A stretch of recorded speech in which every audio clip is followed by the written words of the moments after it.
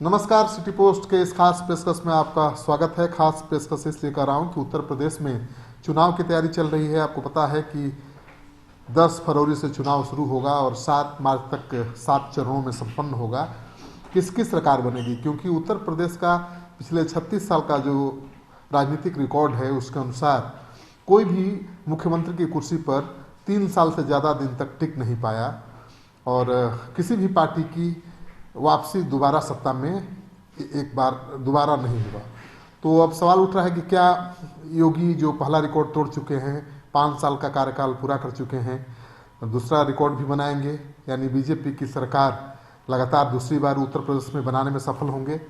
इसी पर देश भर में चर्चा हो रही है और खबरिया चैनलों के सर्वे भी सामने आ रहे हैं। बीजेपी के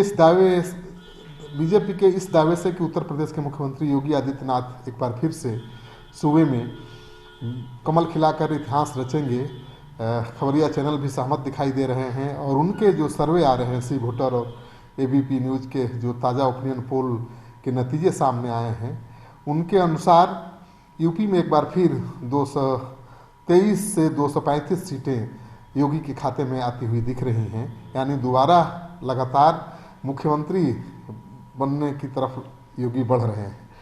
तो ये बहुत बड़ी बात होगी कि योगी जो 5 साल का कार्यकाल पूरा करके 36 साल के पुराने रिकॉर्ड को तोड़ चुके हैं, अब दोबारा सरकार भी बना लेंगे।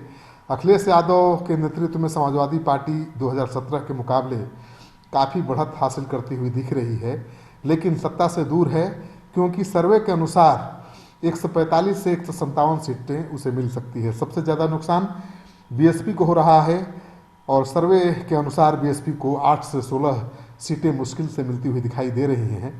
कांग्रेस के हाथ में 3 सीटें आ सकती हैं और अन्य के खाते में 4 से 8 सीटें जा सकती हैं। तो उत्तर प्रदेश के चुनावी सर्वे पर अगर भरोसा किया जाए तो लगातार दूसरी बार उत्तर प्रदेश में बीजेपी की सरकार बनने जा रही है। ओपिनियन पोल के मुताबिक बीजेपी गठबंधन को 42% वोट मिलते दिखाई दे रहे हैं, सपा को 33% शेयर मिल सकता है, बीएसपी को 13% वोट मिलने की संभावना जताई जा रही है और कांग्रेस 7% से ज़्यादा वोट हासिल करती हुई नहीं दिखाई दे रही है। अन्य दलों के खाते में 5% वोट जाते हुए दिखाई दे रहे हैं।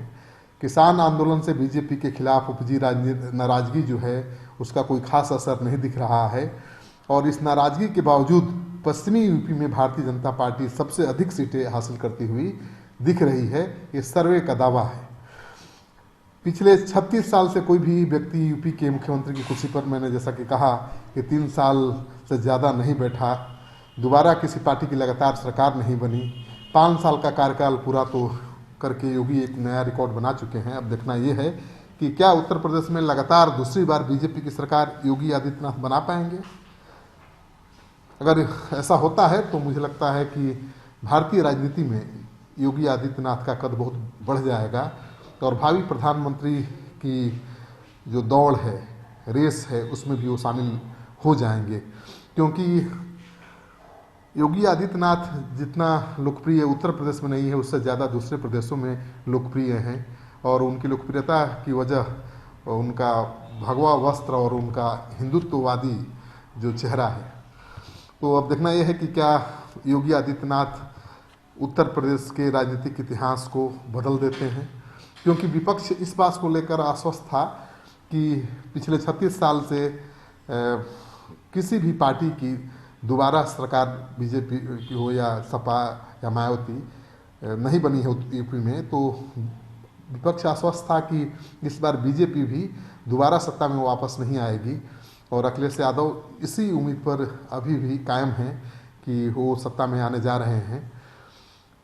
अखिलेश यादव और मायावती अगर मिलकर चुनाव लड़ते तो शायद समीकरण कुछ और हो सकता था, लेकिन अभी जो चुनावी नतीजे आ रहे हैं उसके अनुसार योगी आदित्यनाथ समाजवादी पार्टी पर भारी पड़ते हुए दिखाई दे रहे हैं। ठीक है, 2017 के चुनाव के मुकाबले अखिलेश यादव को बहुत ज़्यादा फायदा होता हुआ दिखाई दे रहा है, लेकिन वो इतना ज़्यादा नहीं है कि सत्ता पर काबिज हो सके।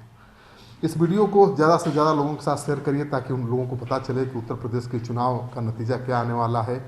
वैसे चुनावी सर्वे पर बहुत ज़्यादा भरोसा कर भी नहीं सकते हैं, क्योंकि आज की जनता बहुत समझदार है और उसे पढ़ पाना, उसके मन मिजाज को समझ पाना बहुत आसान काम नहीं है। लेकिन ये परंपरा रही है कि हर चुनाव के पहले ओपिनियन पोल आता है और उसके आधार पर लोग अपनी राय भी बनाते हैं। आपका सहयोग समर्थन लगातार मिल रहा है। अगर आपने अब तक हमारा चैनल सब्सक्राइब नहीं किया है तो जरूर कर लीजिए। धन्यवाद।